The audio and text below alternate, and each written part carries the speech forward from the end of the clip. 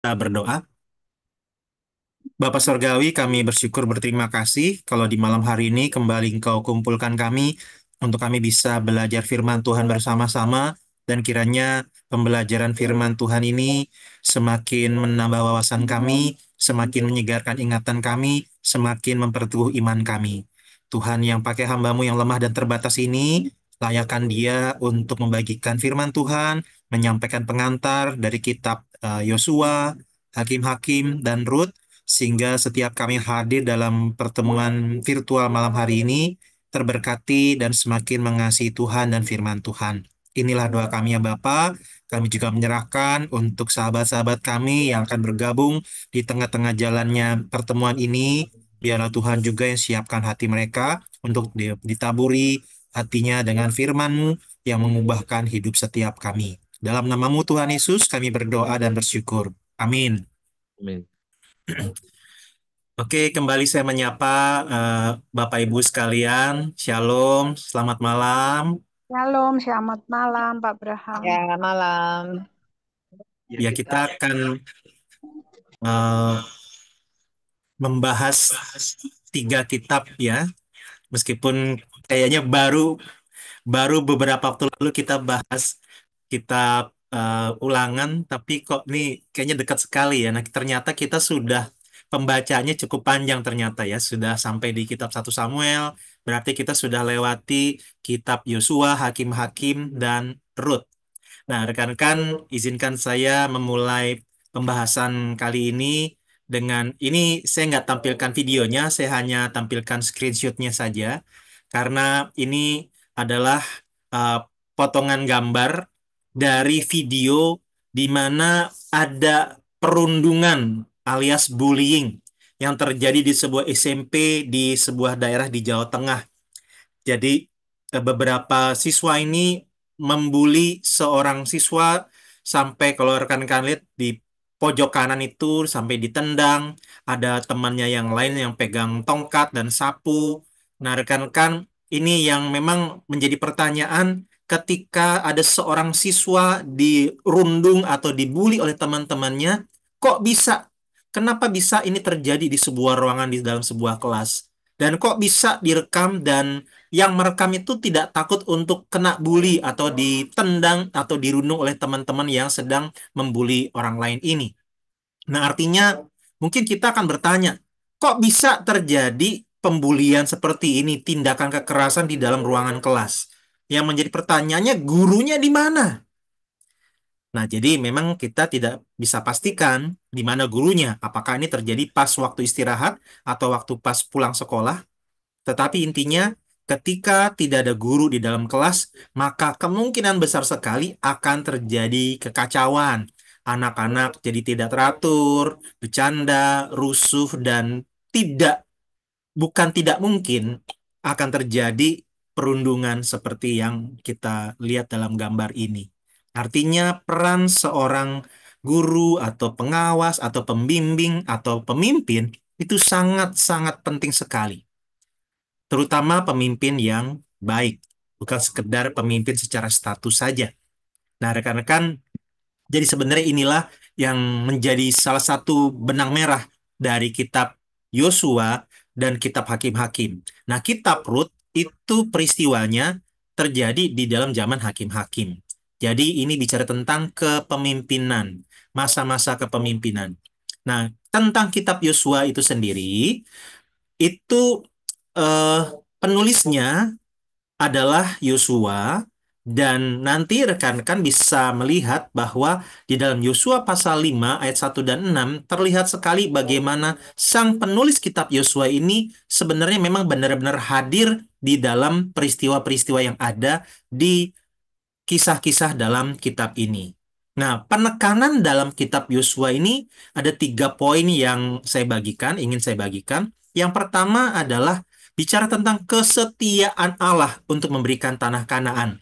Kalau rekan-rekan masih ingat bahwa di dalam 5 kitab sebelumnya itu bicara tentang bagaimana Allah berjanji kepada Abraham memberikan tanah perjanjian atau tanah Kanaan sebagai tanah pusaka mereka. Dan kemudian ternyata Kitab Keluaran bicara tentang orang-orang Israel yang sempat ke Mesir, diperbudak di sana sekitar 400-an tahun. Kemudian sampai kitab Ulangan, orang-orang Israel ini berjalan selama 40 tahun di padang gurun sebelum nanti masuk ke tanah Kanaan. Nah, kitab Yosua menggambarkan bahwa ternyata apa yang Allah janjikan Allah genapi. Nah, tetapi setelah orang Israel sampai di tanah Kanaan, bukan berarti kemudian mereka tenang-tenang saja, santai-santai saja, tetapi justru ketika sudah sampai di tanah Kanaan, di tanah perjanjian, bicara tentang pentingnya Taurat Allah yang tertulis agar umat setia kepada Allah. Jadi setelah mereka masuk tanah Kanaan, mereka belajar untuk mau taat kepada firman Tuhan.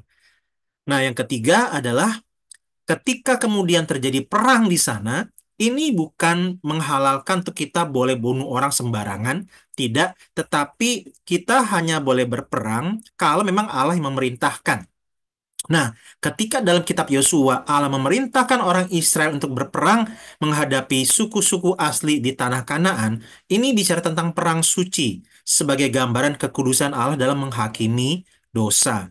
Jadi, eh, kalau rekan-rekan mungkin sempat ingat bahwa ketika orang-orang Israel masuk ke tanah Kanaan dan kemudian nanti terjadi perang dan orang-orang suku asli di sana banyak yang kalah dan mati, ini bukan sekedar bicara tentang penaklukan terhadap kota-kota yang ada, tetapi ini bicara tentang eh, penghukuman Allah ya atas dosa dari orang-orang Amori. Jadi kalau misalnya salah satu mungkin saya akan bacakan saja ya. Dalam Kejadian 15 ayat 16, Allah mengatakan kepada Abraham, tetapi keturunan yang keempat akan kembali ke sini, sebab sebelum itu kedurjanaan orang Amori itu belum genap. Nah, jadi di sini kita bisa perhatikan bahwa eh, ketika nanti orang-orang Israel masuk ke tanah Kanaan, itu karena Allah hendak menghukum juga. Jadi di satu sisi Allah hendak memberikan tanah perjanjian bagi orang Israel, di sisi yang lain Allah hendak menghukum orang-orang Amori yang durjana, yang bejat, yang fasik, yang hidupnya sangat-sangat tidak bermoral dan penuh dengan dosa. Ya, di dalam Kejadian pasal 15 ayat 16. Nah, secara garis besar ini pembagian kitab Yosua, tapi ini pembagian dari literatur yang saya dapat. Jadi bisa kalau nanti rekan-rekan baca literatur yang lain, bisa jadi berbeda pembagiannya. Nah, cuman pembagian ini tujuannya untuk membantu kita dalam memilih dan memilah. Kira-kira pasal 1 sampai pasal 4 itu bicara tentang apa ya? Nah, kalau dalam literatur yang saya dapat, yang saya bagikan, pasal 1 sampai 4 mengisahkan tentang bagaimana orang Israel masuk ke tanah perjanjian, di mana nanti mereka nyeberangi Sungai Yordan dan seterusnya. Nah, pasal 5 sampai 12 itu mereka menaklukkan tanah perjanjian. Suku-suku yang ada dikalahkan, ditaklukkan. Nah, kemudian pasal 13 sampai 21 mereka mulai menduduki tanah perjanjian.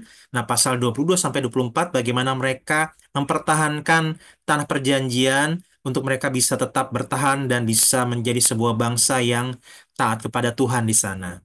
Nah, jadi kira-kira seperti ini gambarannya.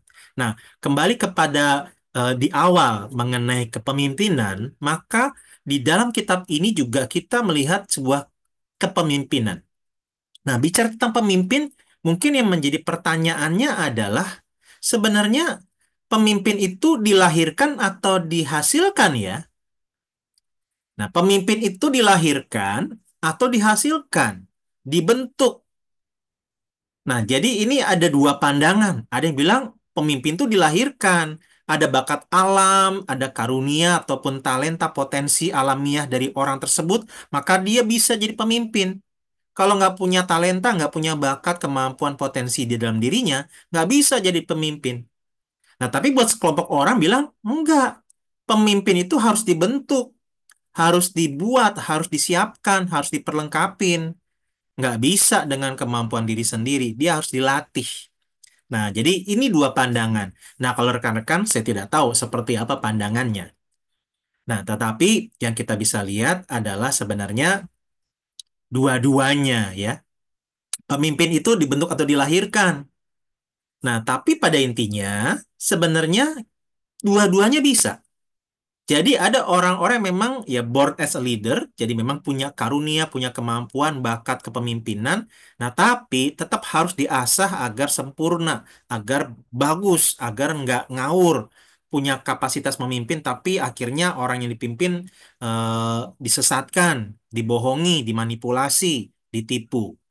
Nah, tapi kalau ada orang yang mungkin bakat kepemimpinannya tidak terlalu kuat, tidak terlalu besar, nah ini bisa dibentuk, bisa disiapkan secara khusus. Nah, tetapi pada intinya, baik yang punya potensi kepemimpinan ataupun yang nggak kelihatan potensinya, itu sama-sama harus diasah dan disiapkan. Dan setiap pemimpin itu sebenarnya punya ciri khas dan keunikannya masing-masing.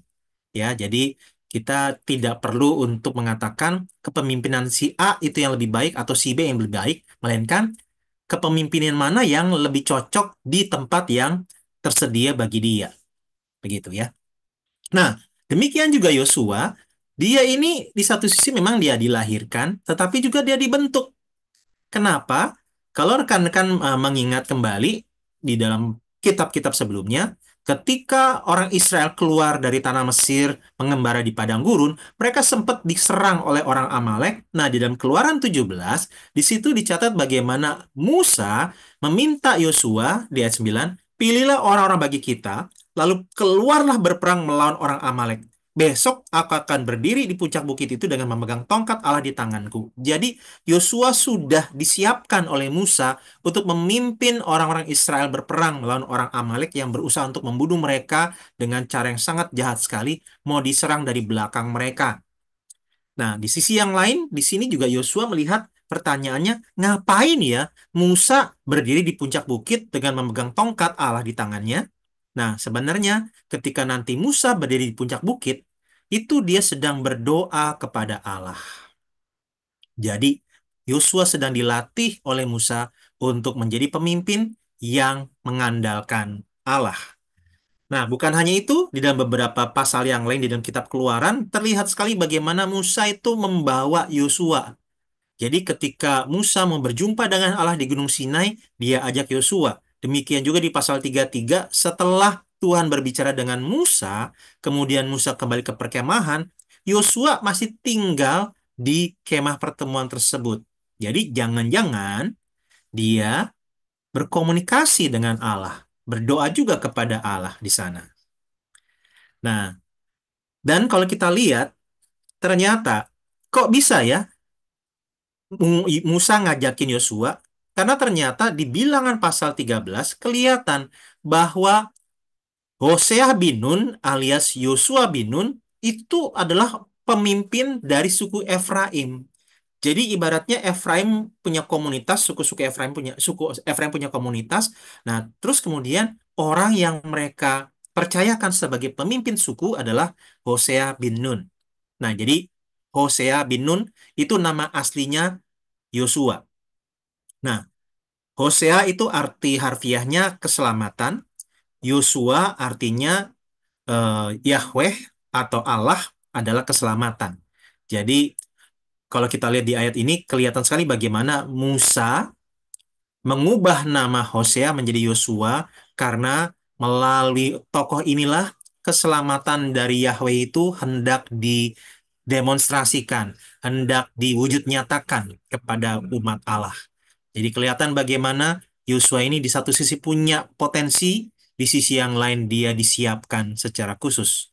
Dan bukan hanya itu, di dalam Bilangan 14 ayat 6 sampai 9 ayat 6 sampai 9 jelas diperlihatkan di situ bagaimana Yosua dan Kaleb menjadi orang-orang yang beriman kepada janji firman Allah. Ketika 12 mata-mata dikirim untuk memperhatikan tanah Kanaan, 12 orang ini kembali ke perkemahan Israel, hanya dua, yaitu Yosua dan Kaleb, yang mengatakan negeri ini pasti kita bisa dapatkan karena Allah sudah berjanji. Nah, 10 yang lain mereka justru bikin ciut orang-orang Israel, sehingga orang-orang Israel ini pengen nimpukin Yosua dan Kaleb dengan batu. Nah, gara-gara kisah inilah kemudian Orang-orang Israel itu mengembara 40 tahun di padang gurun, dan seluruh generasi pertama ini mati di padang gurun, dan hanya Yosua dan Kaleb lah yang bisa masuk tanah Kanaan. Selebihnya adalah anak-anak dari orang-orang Israel pertama yang keluar dari tanah Mesir yang bisa masuk. Jadi kita bisa lihat bagaimana Yosua ini dilahirkan berpotensi sebagai pemimpin dan dibentuk dan bahkan dibentuk oleh Tuhan untuk bisa menjadi pemimpin. Nah, inilah yang perlu kita perhatikan mengenai seorang pemimpin. Dan di dalam Bilangan 27 ayat 18 sampai 21, bagaimana Tuhan meminta Musa untuk menyiapkan Yosua sehingga nanti Yosua lah yang akan memimpin orang-orang Israel. Jadi sangat jelas sekali rekan-rekan ya, kita bisa lihat di sini bahwa Tuhan sendiri juga yang meminta Musa untuk mempersiapkan Yosua. Nah, jadi di situ kita melihat bagaimana Allah memakai Yosua untuk memimpin orang-orang Israel masuk dan menaklukkan tanah perjanjian. Nah, kitab Hakim-Hakim mengisahkan tentang apa yang terjadi ketika orang-orang Israel sudah berada di tanah perjanjian. Nah, kitab Hakim-Hakim di sini ditulis kemungkinan pada zaman Raja Daud atau mengharapkan adanya pemimpin seperti Daud. Kenapa? Karena nanti kita akan lihat bahwa ada satu istilah yang jelas, bahwa kisah-kisah yang terjadi di kitab Hakim-Hakim menggambarkan bahwa itu terjadi gara-gara tidak ada raja di Israel. Nah, nanti kita akan melihat kenapa seorang hakim bisa muncul, kenapa orang Israel itu dijajah, ada pola berulang di mana orang Israel ini mudah sekali untuk tidak setia kepada Allah, sehingga akhirnya ketika mereka berdosa terhadap Allah, meninggalkan Allah, mereka dikalahkan oleh suku-suku asli Kanaan. Nah, ketika mereka tertindas, mereka tertekan, akhirnya mereka berteriak kepada Allah, minta pertolongan Allah, kemudian Allah hadirkan hakim, dan kemudian hakim ini Allah pakai untuk membebaskan Israel. Ketika sudah bebas, jatuh lagi dalam dosa, begitu lagi polanya, siklusnya. Nah, jadi selama ada hakim yang dimunculkan Allah, bangsa Israel hidup tenang.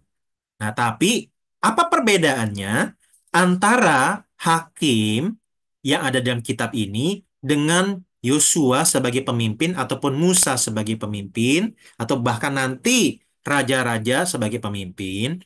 Jawabannya adalah kalau sistem hakim pada zaman itu terbatas hanya di area tertentu saja dan hanya terbatas di sukunya saja. Jadi rekan-rekan yang menjadi penekanannya di sini. Mereka hakim hanya bagi satu teritori tertentu, tidak keseluruhan buat seluruh Israel. Nah, pembagiannya kira-kira seperti ini. Jadi pasal 1 sampai pasal 3 ayat 6 itu mengisahkan tentang kekacauan bangsa Israel dalam menguasai dan menduduki tanah Kanaan. Jadi kacau banget. Harusnya suku apa yang diminta untuk maju. Nah, dia ketakutan, minta yang lain. Jadi akhirnya kacau. Nggak seperti yang Allah mau. Nah, kemudian pasal 3 ayat 7 sampai pasal 16 ayat 31, itu tadi yang seperti saya sampaikan, ada pola pengulangan.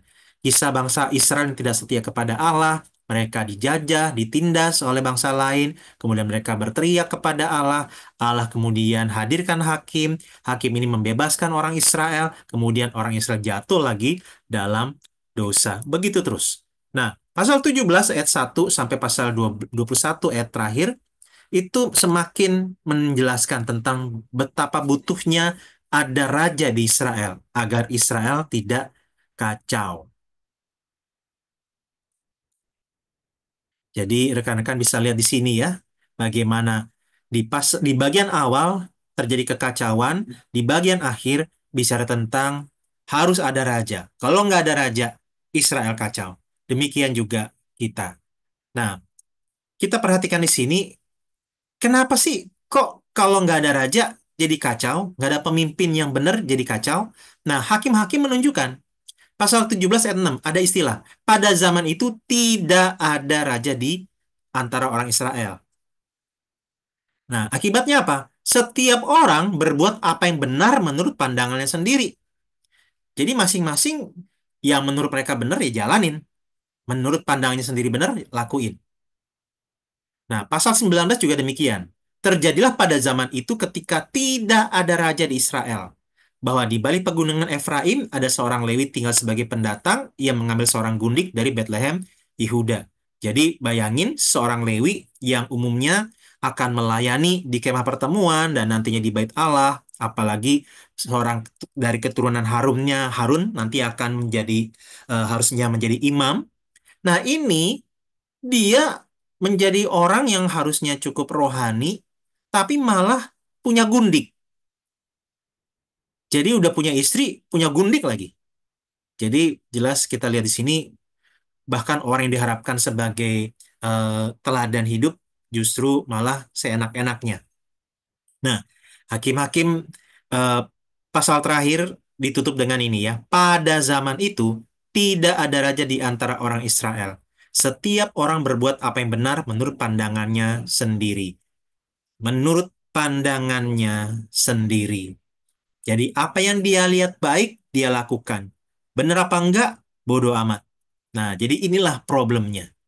Nah, makanya rekan-rekan, di Amsal 12 ayat 15 dikatakan jalan orang bodoh lurus dalam anggapannya sendiri, tetapi siapa mendengarkan nasihat, ia bijak. Nah, waktu dibilang lurus dalam anggapannya sendiri, dalam bahasa Inggris lebih kebantu.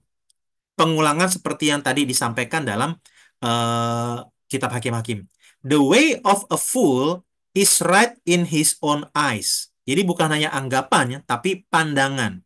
Jadi jalan orang bodoh, bodoh di sini bukan bodoh secara intelektual atau akademis ya, bukan secara pendidikan sekolah, bukan. Fool di sini bebal. Jalan orang bebal itu benar menurut pandangannya sendiri.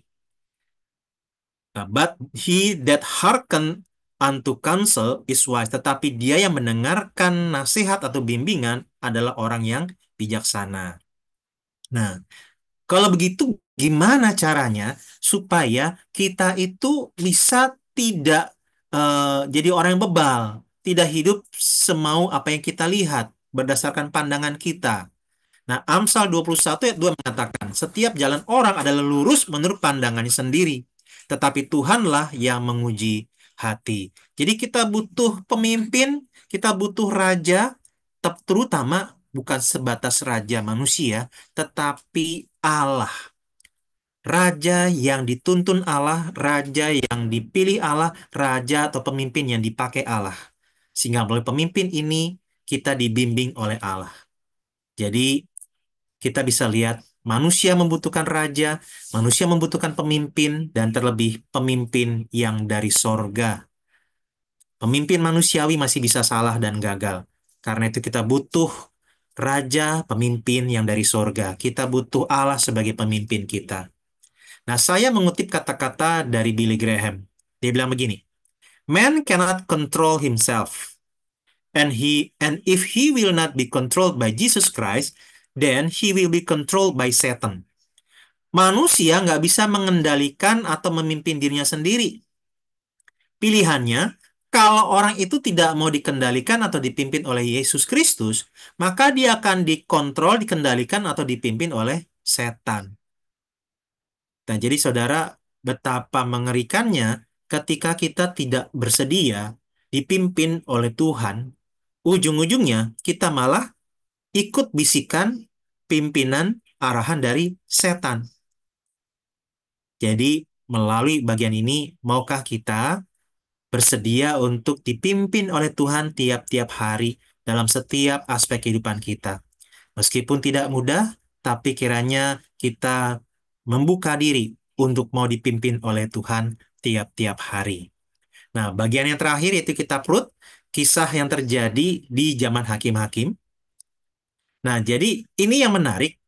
Kitab Rut mengisahkan tentang seorang non-Israel, tapi ternyata bisa mendapatkan apa yang dijanjikan oleh Allah kepada orang Israel. Kenapa bisa begitu? Diawali dengan Ruth yang menikah dengan anak dari Naomi. Nah, sebenarnya ini bukan hal yang mudah juga. Kenapa? Karena Naomi itu orang Israel. Jadi Naomi sekeluarga, termasuk suaminya dan anak-anaknya, anak-anak mereka, itu pergi dari Bethlehem ke tanah Moab gara-gara kelaparan. Jadi mereka pergi ke Moab gara-gara kelaparan di Israel, khususnya di Bethlehem. Nah ini sebenarnya cukup menarik ya. Bethlehem itu kan artinya, ada yang ingat? Bethlehem itu artinya rumah roti. Jadi terjadi kelaparan di rumah roti. Bayangin ya, cukup ironis. Tapi itulah yang dikisahkan. Nah tapi yang menariknya, kan ini tanah perjanjian. Harusnya mereka itu tetap tinggal di tanah perjanjian. Nah, mereka pergi keluar kalau memang disuruh Allah. Kalau enggak, ya harusnya jangan. Nah, akhirnya apa? Nanti rekan-rekan akan membaca kembali bahwa eh, si apa namanya suaminya Naomi meninggal, anak-anaknya itu Mahlon dan Kilian juga meninggal. Nah, tapi yang mau saya tekankan di sini adalah yang menarik. Ternyata sebenarnya hubungan antara Naomi dan Ruth ini secara manusiawi ini bukan satu hal yang mudah. Karena apa? Ini hubungan mertua dan menantu dengan berbagai macam perbedaan. Jadi Naomi ini adalah mertua dari Ruth, Ruth adalah menantu dari Naomi. Nah, potensi untuk mereka nggak harmonis itu banyak. Potensi ya. Jadi kemungkinan untuk mereka bisa konflik, berantem terus-terusan, itu banyak. Yang pertama, masalah suku. Masalah suku. Punya latar belakang yang berbeda, eh, budaya yang berbeda. Jadi kalau Naomi, orang Israel, Ruth orang Moab. Jadi latar belakang suku, latar belakang budaya yang berbeda bisa membuat mereka nggak cocok, bisa membuat mereka terjadi konflik. Yang kedua, beda agama. Israel menyembah Allah, orang Moab menyembah berhala. Makanya di Ulangan 23 itu Allah melarang, jangan nikah sama orang Moab. Nah, kemudian faktor yang menjadi perbedaan ataupun potensi yang bisa membuat hubungan mereka nggak harmonis adalah faktor ekonomi. Kenapa? Karena Naomi sekeluarga pergi ke Moab gara-gara apa? Ada bencana kelaparan. Sehingga ya Naomi dan keluarga itu ke Moab karena lagi hidup susah. Yang keempat, yang terakhir adalah faktor biologis. Yaitu bahwa Mahlon dan Kilion, anak-anak dari Naomi, itu kalau dari nama kayaknya ya, ini yang membuat kenapa mereka cepat mati. Jadi Mahlon artinya si sakit. Kilion artinya si lesu. Nah, jadi rekan-rekan eh, kalau nanti mau punya anak, ya kalau bisa jangan kasih nama Mahlon atau Kilion ya ke anaknya. Kasihan. Karena kan artinya ini ya, si sakit dan si lesu. Nah, tapi jadi seolah mau bilang begini, bisa saja terjadi konflik antara mertua dan menantu gara-gara apa? Ruth marah. Kamu punya anak kok sakit-sakitan semua? Ini saya jadi janda gara-gara anak-anak kamu tuh pada lemah semua. Nah, jadi ini sebenarnya beberapa potensi ya, potensi untuk mereka bisa konflik, nggak harmonis, berantem, keluarga yang tidak rukun. Tapi ternyata kitab Rut mengisahkan bagaimana hasil relasi dari mertua dan menantu ini terlihat di Rut pasal 1 ayat 16-17. Ketika Naomi udah nggak punya siapa-siapa, suaminya meninggal, anak-anaknya meninggal, dia bilang sama kedua menantunya, Orpa dan Ruth, dia bilang, udah pergi deh, balik lagi deh ke rumah masing-masing. Saya mau kembali ke Israel. Saya nggak punya apa-apa lagi. Nah, awalnya Orpa dan Ruth masih mau ikut. Nah, kemudian Naomi bilang, saya nggak punya family, nggak punya anak yang nanti bisa saya lahirkan untuk bisa kalian nikahin sebagai pengganti suami yang sudah meninggal. Nah, ketika habis ngomong begitu, Orpa balik, Ruth nggak mau balik. Ruth mau ikut sama Naomi. Nah, ketika Naomi bilang, ah udah nggak usah ikut sama saya. Ruth jawabnya begini, kemana engkau pergi, kesitulah juga aku pergi. Di mana engkau bermalam, di situ jugalah aku bermalam. Bangsamulah bangsaku, Allahmulah Allahku, di mana engkau mati, aku pun mati di sana. Nah, jadi saudara luar biasa sekali ya. Di tengah berbagai macam perbedaan yang ada antara mertua dan menantu, ternyata Ruth bisa sampai punya komitmen seperti ini? Kok bisa seperti itu? Nah, kemungkinannya yang saya lihat adalah jangan-jangan ada teladan yang baik dari seorang mertua kepada seorang menantu. Bagaimana iman dari seorang mertua ini itu bisa dibagikan kepada si menantu sehingga menantunya dapat. Oh, Allahnya Naomi itu seperti ini. Saya bersedia meninggalkan agama dan dewa lama saya demi mengikut Allahnya Naomi. Jadi teman-teman kita bisa lihat di sini ternyata ada kisah yang indah bagaimana mertua bisa menjadi teladan bagi menantu sehingga menantu bisa mengenal Tuhan dan nantinya kita akan lihat bagaimana Ruth menjadi menantu yang membanggakan bagi Naomi. Nah, ini satu hal yang mungkin bisa menjadi doa kita ya. Kira-kira kalau kita sebagai menantu, mertua kita bangga nggak ya punya menantu seperti kita? Atau sebaliknya, ketika kita sebagai mertua, apakah menantu kita mendapatkan hal-hal yang baik dari kita sehingga mereka bisa semakin bertumbuh imannya? Nah, jadi ini satu hal yang bisa jadi pelajaran bersama ya. Nah, eh, hasilnya bukan bisa ya bisa dibilang hasilnya ya. Bagaimana Allah ternyata tidak segan-segan untuk memberkati, memasukkan Ruth di dalam janji berkat Allah tadi.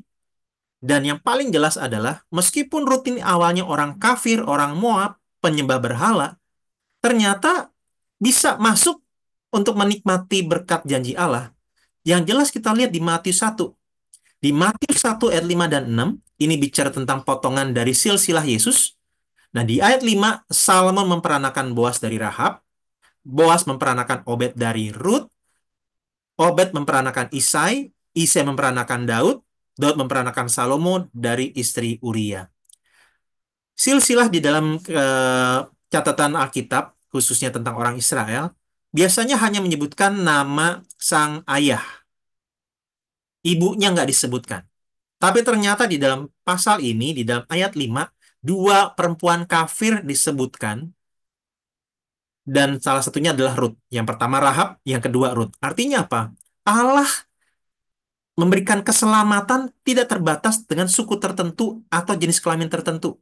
Bahkan Ruth, seorang kafir pun bisa mendapatkan keselamatan dan bahkan mendapatkan hak istimewa menjadi salah satu nenek moyang dari Sang Juru Selamat.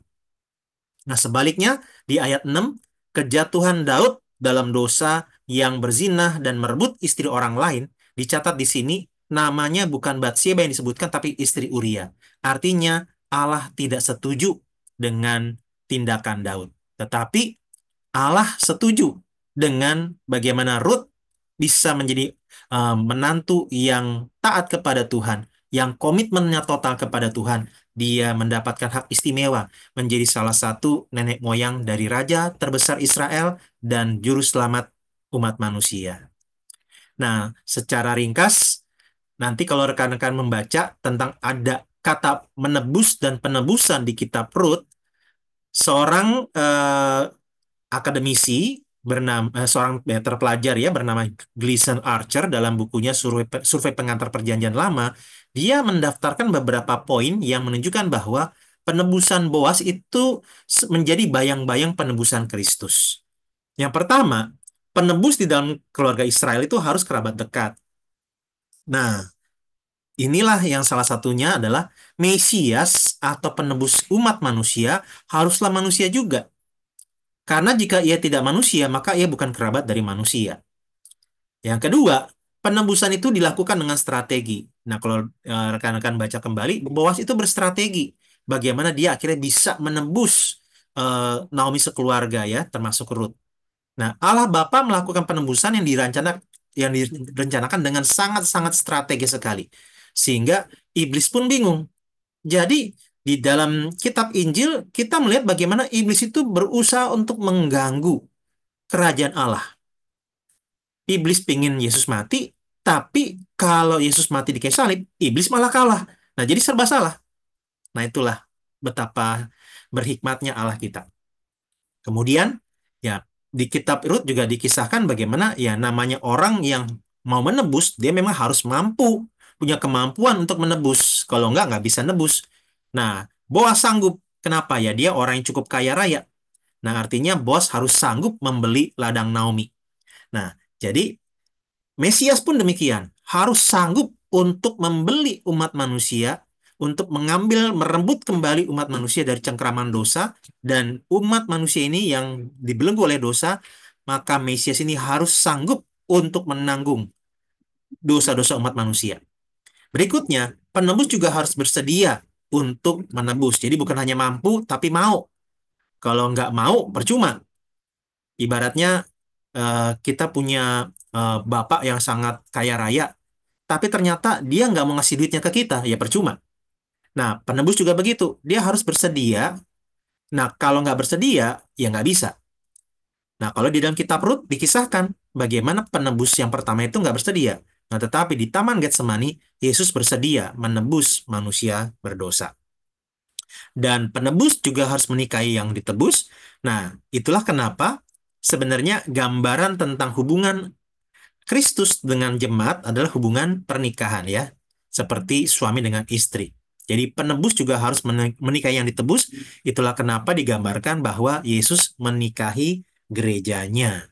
Nah, jadi rekan-rekan kita bisa melihat di sini bahwa melalui kisah Rut kita sedang diajak untuk menempatkan diri dalam posisi Rut di mana kita butuh penebus dan Kristuslah penebus bagi hidup kita. Ya, puji Tuhan, kita mendapatkan seorang pemimpin penebus yang begitu penuh dengan kuasa dan penuh kasih. Ya, demikian pengantar dari ketiga kitab yang telah kita baca bersama selama beberapa eh, minggu terakhir. Oke, rekan-rekan, sekian yang bisa saya sampaikan untuk materi hari ini. eh Mungkin baiknya kita dokumentasi dulu ya, rekan-rekan, sebelum kita masuk ke tanya jawab. Dan Oke, juga, kita foto dulu ya. Boleh. oke, silakan rekan-rekan, open cam. Ya, bagi yang memungkinkan, bagi yang sedang di jalan, hati-hati. Oh, Pak Musa sudah sampai rumah ya. Puji Tuhan. Pak TKP yang masih on the way. Oke, Ibu Riani, Pak Light, memungkinkan untuk open cam, buka kamera. Oke, kalau tidak memungkinkan, saya ambil fotonya sekarang ya. Oke, oke, Yosafat bisa buka kamera.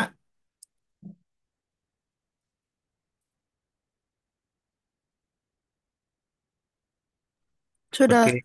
sudah ya. Oke, siap. Satu, dua, ya. Tahan. Oke, sudah. Terima kasih rekan-rekan. Oke.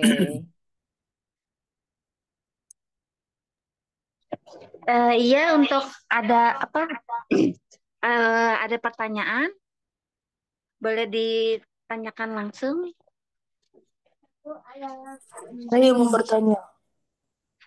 Oh ya, baik eh ya, Pak. Silakan bertanya. ini mengenai tentang kelahiran Yesus di dalam Bethlehem itu apakah benar-benar karena memang Bethlehem itu kota roti, rumah roti ya? Dan kalau bisa itu lebih rincinya kayak gimana?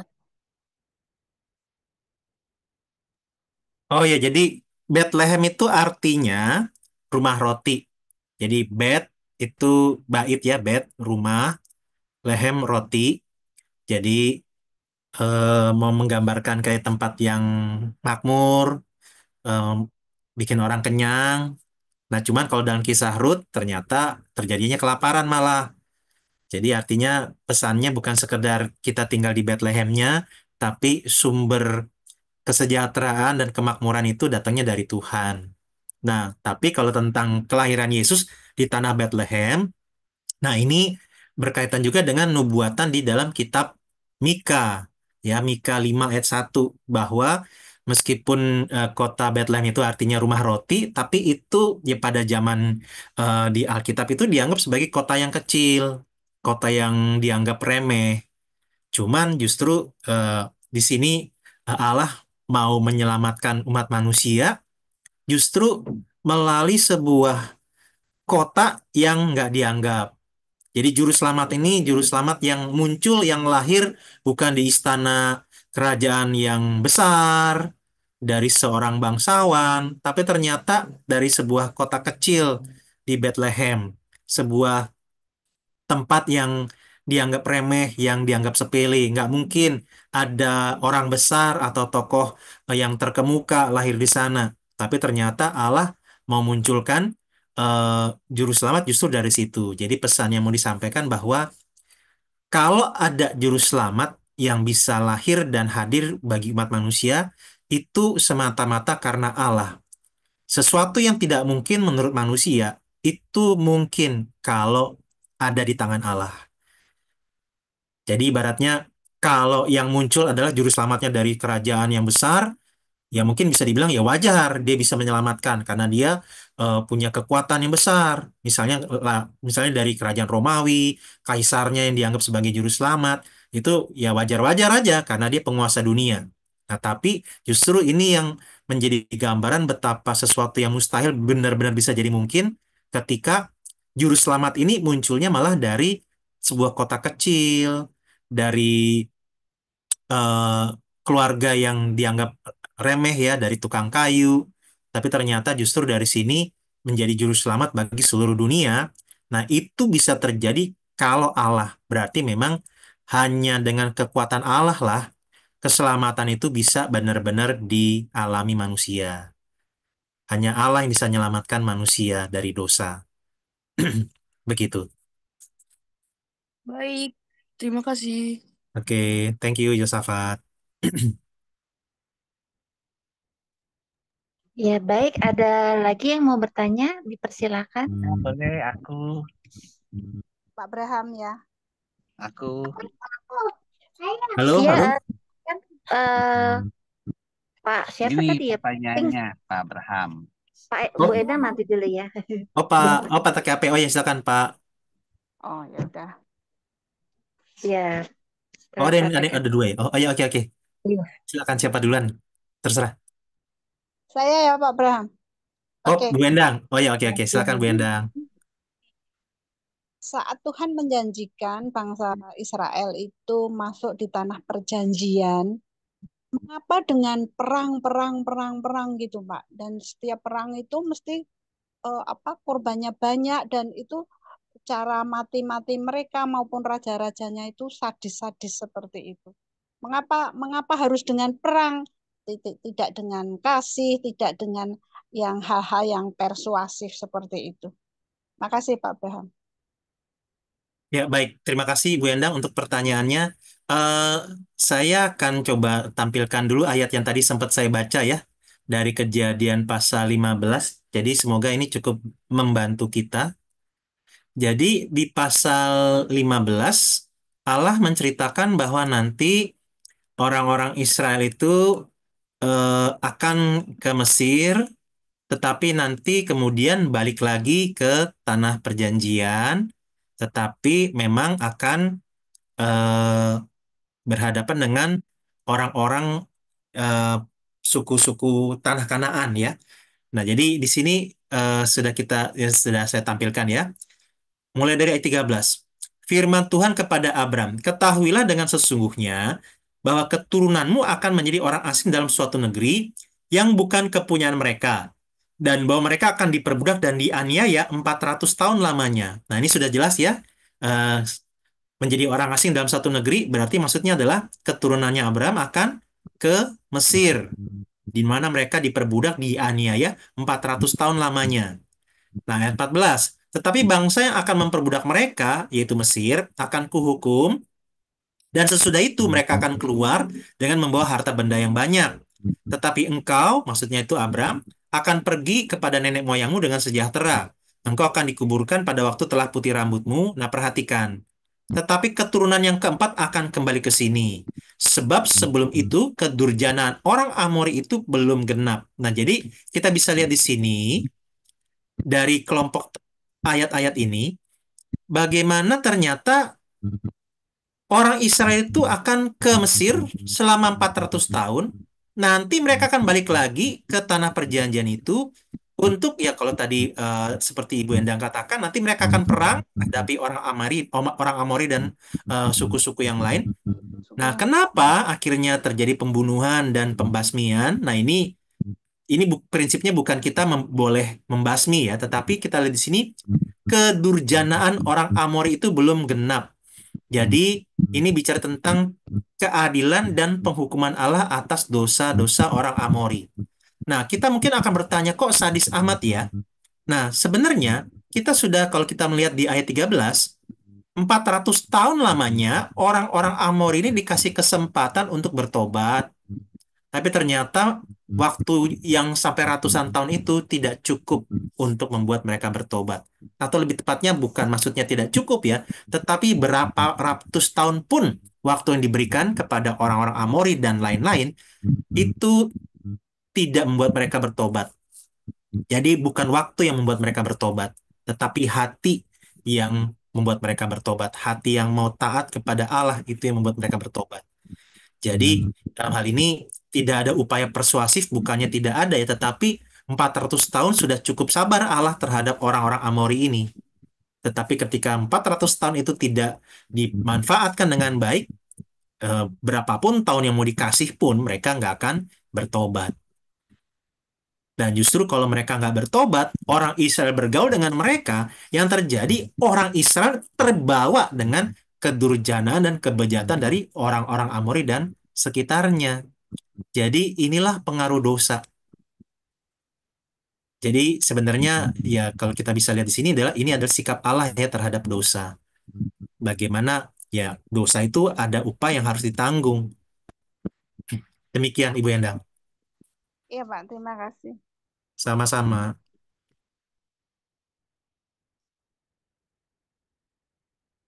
Baik, Pak TKP boleh di itu bertanya tadi. Kalau saya bagus, ya ampun, cepetan.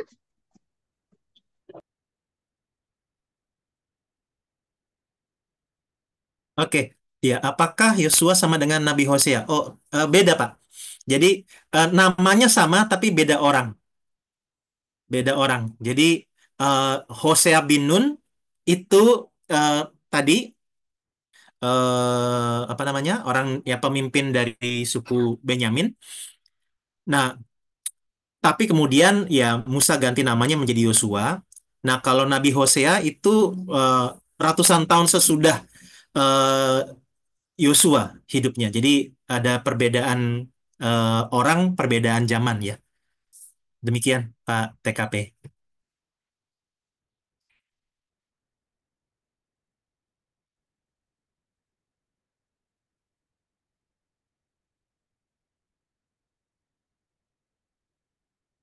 Sama-sama Pak.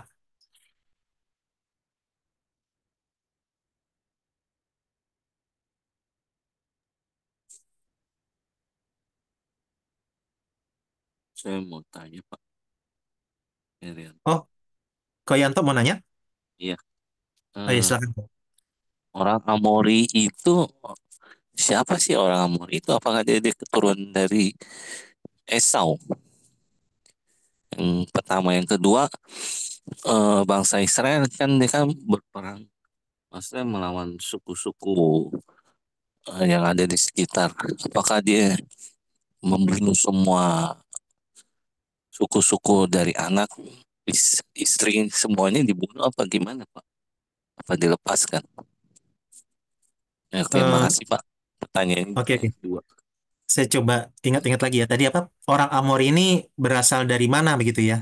Mm-mm. Apa dari Eh, keturunan Esau yang keturunan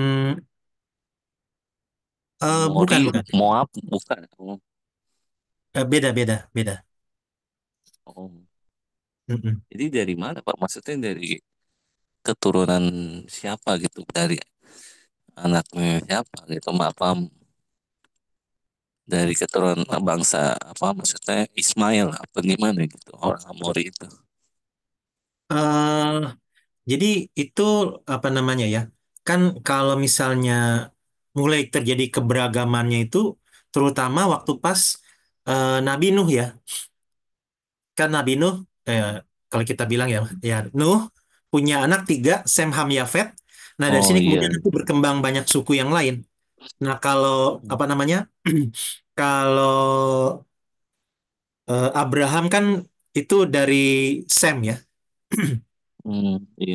Jadi dari situlah ada berbagai macam suku ya yang lain. Jadi selain dari selain dari garis keturunan Abraham, Ismail, Ishak, Yakub, ya Yakub kan nanti Israel ya. Nah, ada suku-suku yang lain yang tersebar di mana-mana. Nah, itu kita bisa mungkin apa ya, merunutnya ya dari Nuh gitu. Di antara tiga anaknya, Sem, Ham, Yafet gitu. Oh, berarti Amori itu dari keturunan anaknya Nuh gitu kali ya Pak. Ya, kalau mau Orang ditarik lebih Amori itu. atasnya ya, lebih Lebih atasnya ya dalam keturunan. lagi gitu. Heeh. Heeh, iya, kan sebelum Nuh kan itu ya ada air bah di mana eh, ya penduduk dunia ini ya dihukum, yang mau mau taat sama Tuhan, Nuh dan keluarga itu yang diselamatkan. Nah dari sinilah Allah eh, mulai membentuk sebuah masyarakat baru, ya begitu. Tadi pertanyaan kedua apa ya kok ya? Saya kurang ingat. Yang kedua, suku-suku Israel dia kan berperang melawan bangsa-bangsa itu. Apakah dibunuh semuanya bangsa-bangsa itu atau dilepaskan gitu maksudnya? Kalau saya Oh baca sih dibunuh semuanya ya Pak. Orang-orang maksudnya orang-orang yang gak taat sama Tuhan gitu. Bangsa-bangsa di sekitar suku Israel. iya, Oke, thank you jadi Pak. memang eh ya makasih pertanyaannya, Koyanto. Jadi memang ada suku-suku yang memang dihabisi ya. Terutama memang orang-orang dewasanya. Nah, kadang-kadang yang ibu-ibunya juga ada, yang anak-anaknya juga. Jadi umumnya sih memang ketika terjadi perang dan kemudian ada yang dibunuh atau yang dikalahkan, umumnya yang orang-orang dewasanya. Tapi tidak jarang ada juga yang tergantung instruksi dari Tuhannya. Kalau Tuhan bilang termasuk ibu-ibu dan anak-anak, berarti ya memang seluruhnya dibunuh.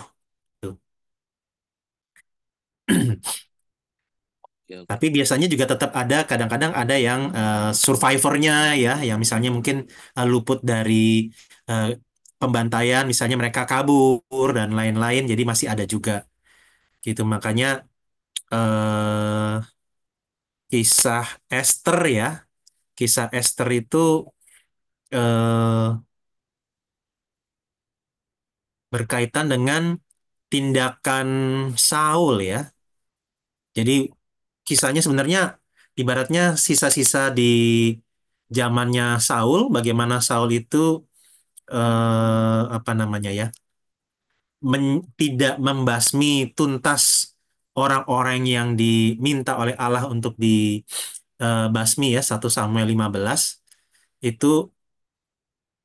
Jadi kalau kita lihat kan tadi sempat saya kutip ya bagaimana Yosua di diminta Musa untuk memimpin Israel menghadapi orang Amalek. Nah, di 1 Samuel 15 itu terjadi lagi bagaimana eh, Israel perang lagi lawan Amalek. Nah, terus Hmm, kemudian jadi kita lihat masih ada sisanya ya. Nah, tapi nanti kalau eh, di kitab Esther ada semacam hampir terjadi balas dendam ya. Jadi dari keturunan Amalek itu pengen membasmi oh iya, orang Yahudi Yahudi, betul. dari orang Amalek itu yang si Harun itu. Iya si ya Haman ya. Haman Haman, itu Harun sama Haman heeh, ya. orang Agag ya. Agag ini kemungkinan ya dari Amalek itu. Jadi kita bisa lihat, jadi ibaratnya kayak masih ada sisa-sisanya begitu. Gitu. Jadi eh, kadang-kadang itu yang terjadi sih, Pak. Ya, oke, makasih Pak. Ya, sama-sama kau.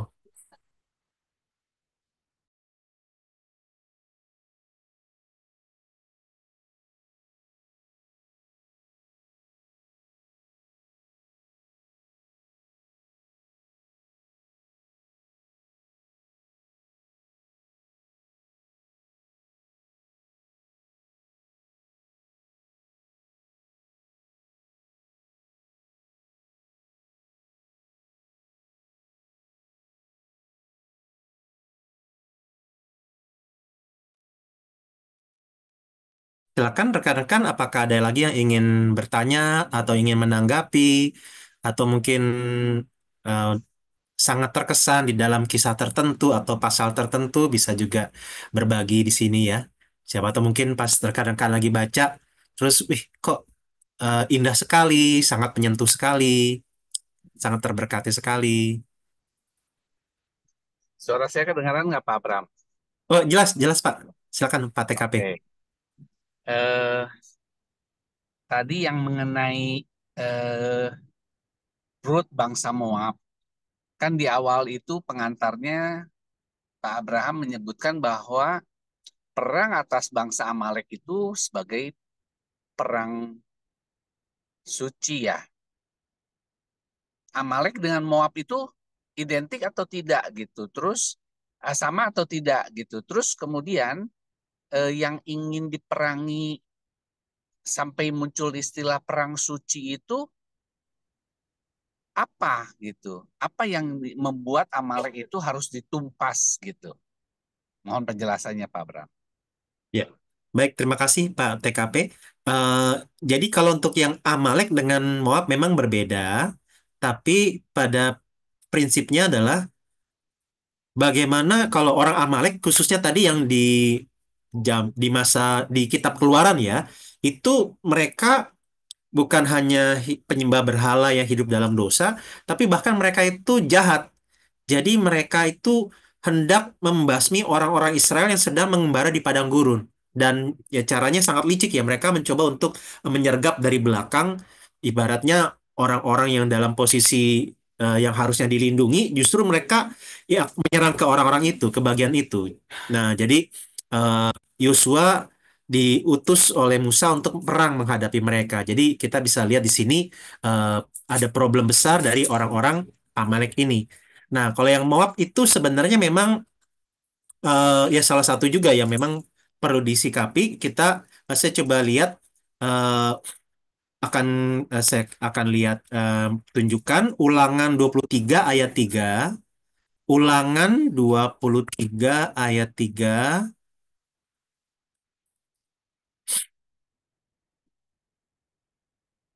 sebentar.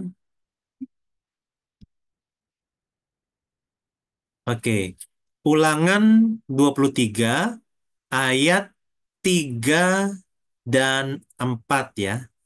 Ini saya akan coba perlihatkan. Nah ini, seorang Amon atau seorang Moab janganlah masuk jemaat Tuhan, bahkan keturunannya yang ke-10 pun tidak boleh masuk jemaat Tuhan sampai selama-lamanya.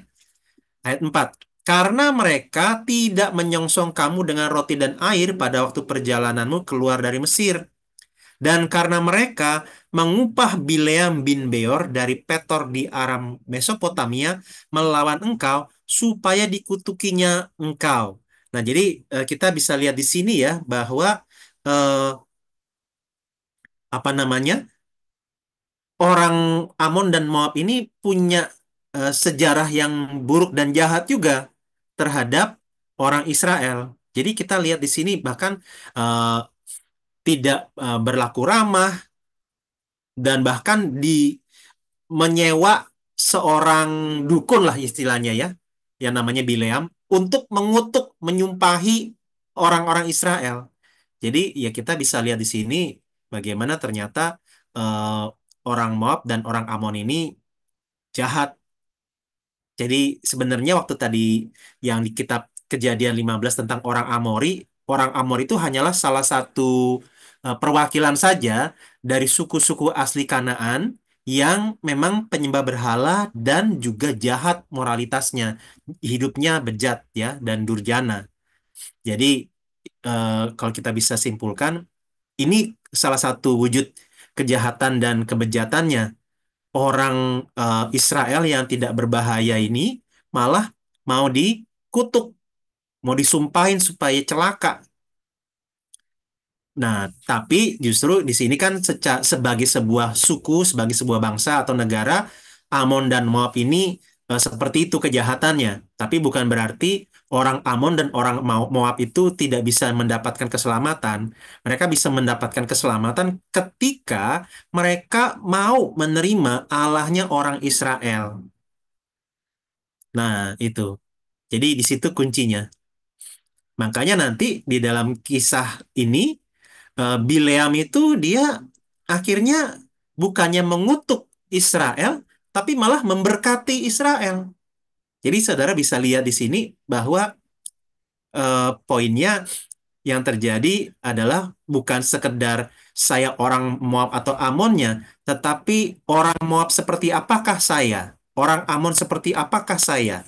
Nah, jadi itu yang menentukan apakah mereka bisa terhisap masuk di dalam janji berkat Allah atau justru mengalami penghukuman Allah. Demikian Pak TKP. Ya cukup menarik sih kalau bicara pola ya, pola pola kejahatan yang dilakukan orang Amori tadi yang digambarkan oleh Pak Abraham, bahwa mereka menyerang bangsa Israel itu dari belakang, yang mana bagian belakang eh, garis pertahanan itu yang seharusnya paling dilindungi gitu kan. Itu kan sebuah sebuah tindakan yang boleh dibilang kalau jam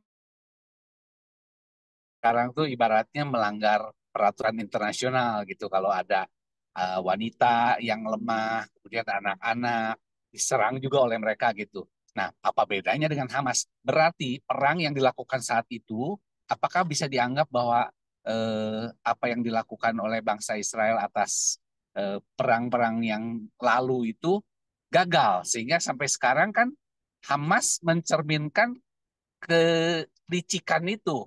Mereka menggunakan rumah sakit sebagai basis pertahanan atau menggunakan perkampungan penduduk sebagai basis pertahanan. Mohon penjelasan, Pak Bram. Ya, baik, terima kasih Pak. Jadi kalau untuk tadi memang itu strategi. Kalau saya lebih kepada secara umum bahwa itu strategi licik dari manusia yang memang sudah berdosa. Jadi eh, bukan hanya bicara tentang strategi dari orang-orang Amalek yang diwariskan kepada orang Hamas, tetapi ini bicara tentang bahwa ketika manusia sudah berdosa, maka mereka akan sedemikian rupa mencoba untuk melakukan cara selicik apapun untuk menjatuhkan orang lain, untuk mencelakakan orang lain, untuk mengalahkan orang lain. Jadi ya kita bisa melihatnya seperti itu, sehingga benar-benar tidak berperi kemanusiaan lah gitu kira-kira.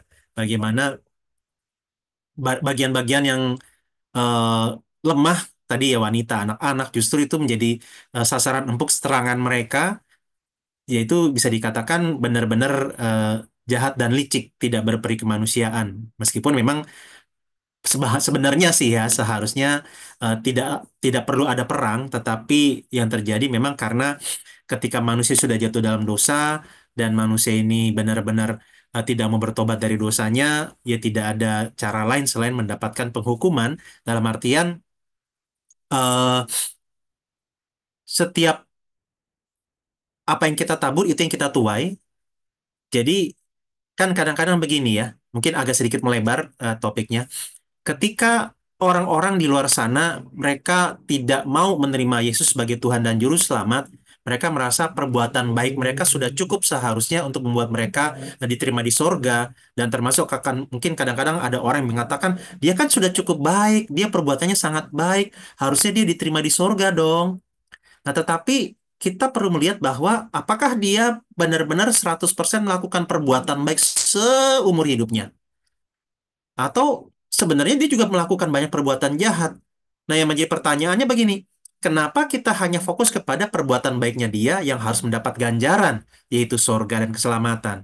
Tapi kenapa kita tidak melihat bahwa dia juga punya perbuatan jahat yang harusnya juga mendapatkan upah atas kejahatannya? Nah, jadi hal-hal seperti itu yang perlu kita lihat secara seimbang dan kita akan bilang ya, kalau Allah adil, maka hal yang baik mendapat ganjaran, hal yang buruk pun jahat juga harus ada ganjarannya. Nah, jadi ya kalau kita lihat di sini eh, Hamas itu menggambarkan bagaimana manusia yang berdosa yang dari zaman ke zaman strategi liciknya itu polanya juga ada ya, polanya cukup berulang. Cari titik kelemahan di mana kita misalnya sebagai orang yang mau coba untuk lebih fair, lebih adil, tidak melakukan, ternyata mereka melakukan seperti tadi ya, menyerang wanita dan anak-anak atau rumah sakit menjadi tempat pertahanan sehingga pihak yang mau melawan itu nggak berani masuk, akhirnya malah eh, kalah gara-gara menjadikan rumah sakit dan pasien sebagai tameng. Jadi ya ini memang cara licik dari ya itu ya manusia sudah jatuh dalam dosa. Demikian Pak TKP. Oke, makasih Pak Abraham. Ya, sama-sama Pak.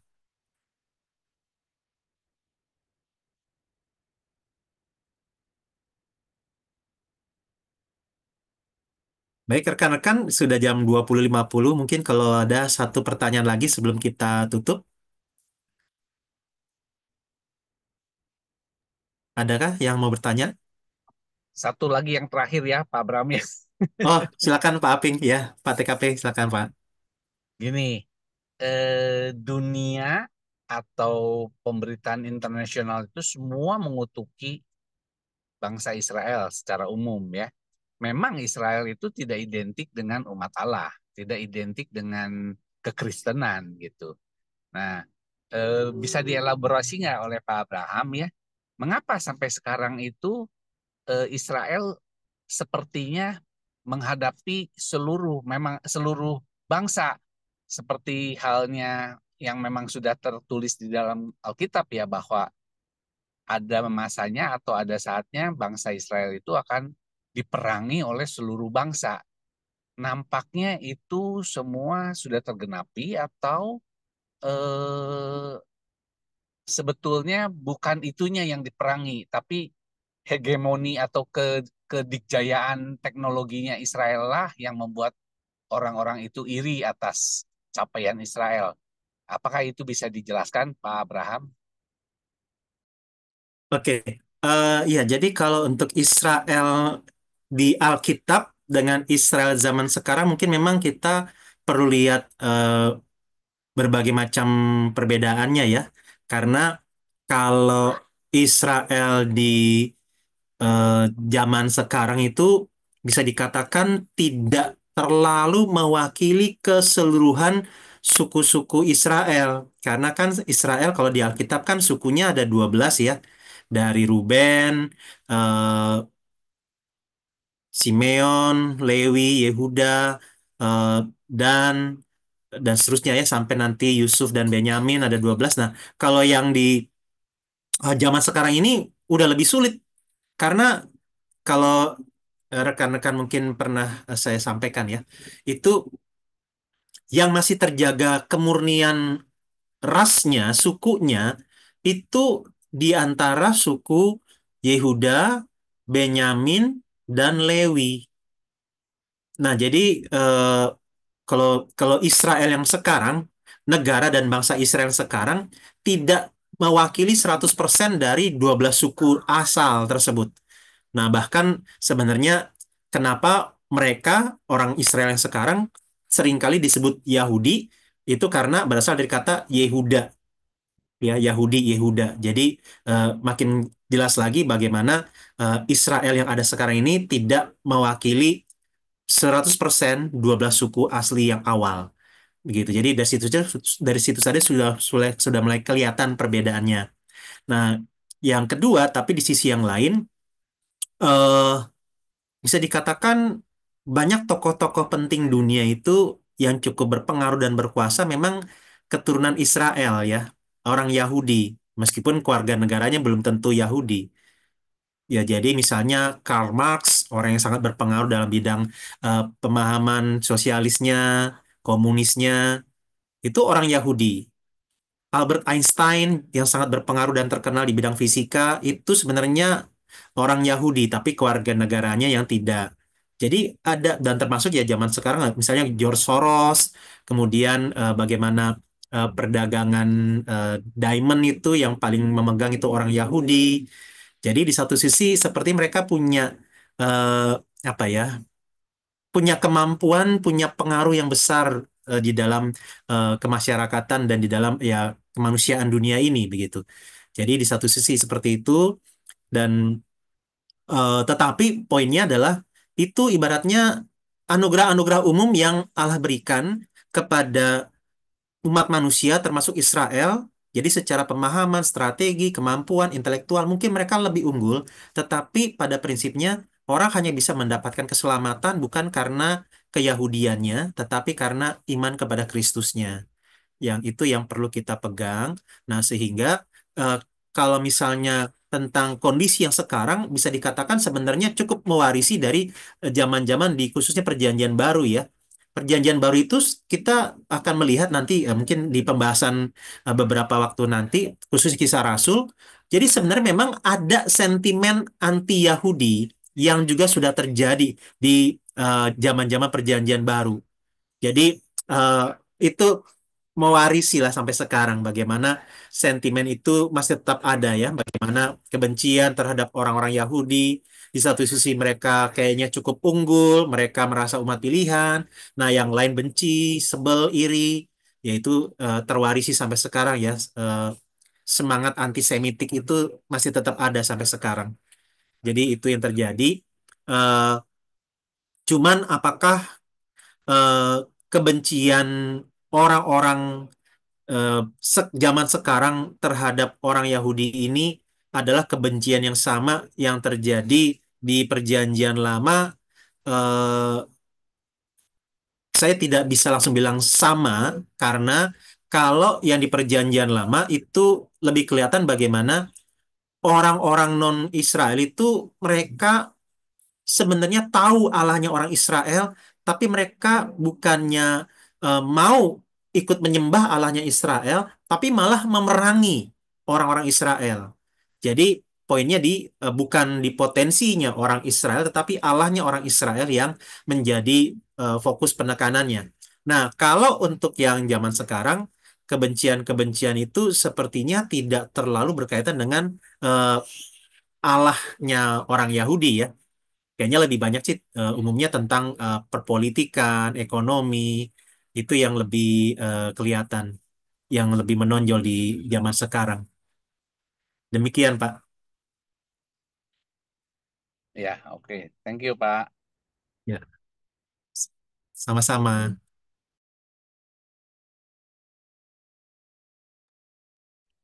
Satu pertanyaan lagi, Pak. Boleh nggak? Oke, silakan, Koyanto. Di Hakim-Hakim 20, peperangan orang Israel melawan Bani Benyamin. Maksudnya, kenapa dia bisa berperang ya, Pak? Apakah itu kan pakai perang saudara? Maksudnya kenapa ya bisa berperang? Tolong jelaskan, Pak. Thank you.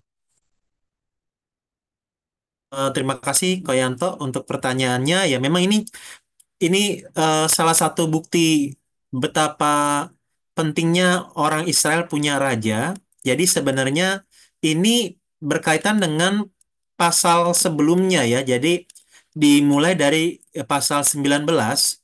Di pasal 19 itu jadi problemnya adalah ketika tadi sempat saya singgung ada orang Lewi yang punya gundik. Jadi orang Lewi yang punya gundik ini kemudian mengembara ke satu tempat. Nah, kemudian eh, tibalah mereka di daerahnya apa namanya ya di Gibea, di sebuah tempat namanya Gibea. Saya coba tampilkan sebentar ya. eh oh maaf, saya share dulu. Nah, jadi di eh, di Hakim-Hakim 19. Oh, sorry. Maaf. Nah, ini ya. Jadi si orang Lewi ini dia mengembara bersama dengan gundiknya ke akhirnya sampai ke satu tempat ini. Lalu berjalanlah mereka melanjutkan perjalanannya dan matahari terbenam ketika mereka dekat Gibea, kepunyaan suku Benyamin. Nah, terjadi permasalahan di sini. Maksudnya si orang Lewi dan gundiknya ini ngalami masalah ketika mereka ada bermalam di Gibea. Jadi di sini eh, mereka ini apa namanya ya? Waktu bermalam, sebentar saya coba tampilkan. Nah, orang-orang Gibea ini bejat sekali. Nih, di sini ya. Jadi waktu pas si orang Lewi dan gundiknya ini disambut oleh sebuah keluarga di sebuah rumah. Nah, ketika si orang Lewi ini lagi senang minum-minum bersama dengan sang tuan rumah, nah orang-orang Dursila di Gibea itu mengepung rumah tersebut dan di sini dibilang, bawalah keluar orang yang datang ke rumahmu itu supaya kami pakai dia. Jadi orang-orang Dursila di Gibea ini itu pengen menyodomi si orang Lewi tersebut. Nah, jadi pengen disodomi. Maksudnya dipakai itu artinya pengen disetubuhi ya. Oh, Nah, cuma iya, kan ini iya. sama-sama laki-laki. Jadi udah ketahuan mau disodomi. Nah, jadi si pemilik rumah bilang, "Jangan, jangan sodomi dia. Ini kan tamu saya." Nah, akhirnya si tuan rumah bilang, "Yaudah deh, kamu ambil aja anak perempuan saya yang masih perawan, silakan deh setubuhi dia, tapi jangan tamu saya ini." Nah, ini, nah tapi kemudian akhirnya orang-orang itu nggak mau denger. Nah, terus si orang Lewi ini akhirnya nangkap gundiknya, terus didorong keluar sehingga akhirnya si perempuan si gundik itu disetubuhi, diperkosa rame-rame oleh orang-orang Dursila di Gibea. Nah, akhirnya Oh, oh. eh, Orang Gibea itu orang dari mana, Pak? Orang apakah itu orang salah satu keturunan Yahudi? Benyamin. Hah? Salah satu keturunan dari Benyamin. Oh, Benyamin. Heeh. Nah, jadi akhirnya eh, si perempuan ini, si Gundik ini mati. Nah, kemudian si eh, orang Lewinya mutilasi, potong-potong badannya si Gundik ini, terus dikirim ke suku-suku Israel yang lain. Nah, akhirnya suku-suku Israel yang lain ngumpul, pengen ngebasmi orang Gibea. Nah, tapi karena Oh, orang Gibea ini bagian dari orang-orang eh, Benyamin, suku Benyamin, Benyamin. nah Heeh. Benyaminnya belain. Nah, Oh, jadi mau terjadi perang saudara di situ. oh iya, iya, ngerti, ngerti. Mm-mm. Terima kasih, Pak Bram. Ya, sama-sama Ko Yanto. Jadi emang jadi kisah di dalam kitab Hakim-Hakim ini ditutupnya dengan cerita yang mengerikan ya, serem banget kisahnya. Ngebayangin ada perempuan diperkosa rame-rame, terus sampai mati akhirnya. Setelah mati, si orang Lewinya, saya nggak bilang suami ya, karena ini kan gundik ya. Si pasangannya ini malah potong-potong badannya, terus anggota tubuhnya dikirim ke suku-suku Israel yang lain. Nah, mereka semua kepancing, akhirnya pengen ngebasmi satu suku yang lain. Jadi mau ibaratnya mau mau saling bunuh dengan sesama saudara. Ya, intinya ketika tidak ada raja di Israel yang terjadi kekacauan.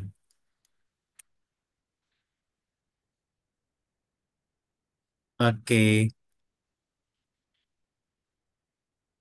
Oke, rekan-rekan sekalian, sepertinya sudah eh, ya sudah jam 9 lewat ya.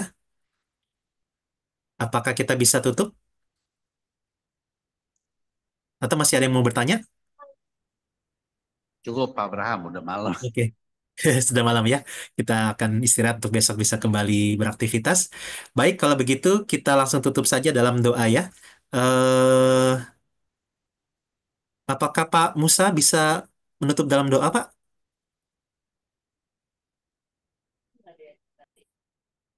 Iya, baik.